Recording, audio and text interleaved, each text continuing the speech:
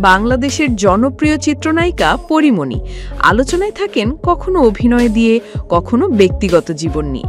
তবে এবার খবরের শিরোনামে এসেছেন তার সন্তানের জন্য। আর সাথে আছে পরীমণির এক আবেগঘন বার্তা, যা নাড়া দিয়েছে লাখো হৃদয়কে। সোশ্যাল মিডিয়ায় অনেক সরব থাকেন পরীমণি, প্রায় সময়ই নিজের জীবনের খণ্ডচিত্র শেয়ার করেন ভক্তদের সঙ্গে। তবে সম্প্রতি একটি বিষয় নিয়ে বেশ বিরক্ত তিনি।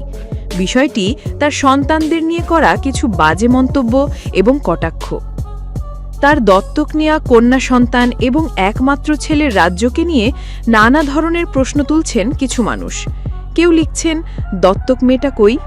আবার কেউ ট্যাগ করে বলছেন, মেয়েটাকে তো দেখি না আর। এই সমস্ত মন্তব্যে ক্ষুব্ধ পরীমণি খোলাখুলি লিখে ফেলেন নিজের অবস্থান। আমাদের সবার জীবনে অতি উৎসাহী লোকদের অভাব নেই। তাদের জীবনের সমস্ত অভাব পূরণ হয় অন্যের জীবন নিয়ে চর্চা করে। মনে রাখবেন, আমরা যারা শোবিজে কাজ করি, আমাদেরও ব্যক্তিগত জীবন সাধারণ মানুষের মতোই।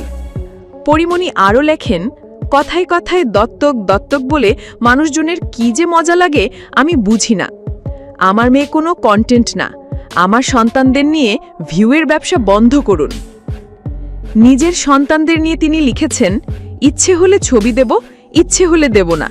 এতটুকু স্বাধীনতা একজন মায়ের থাকা উচিত। কমেন্টে গিয়ে আমার সন্তানদের খোঁজার প্রয়োজন নেই।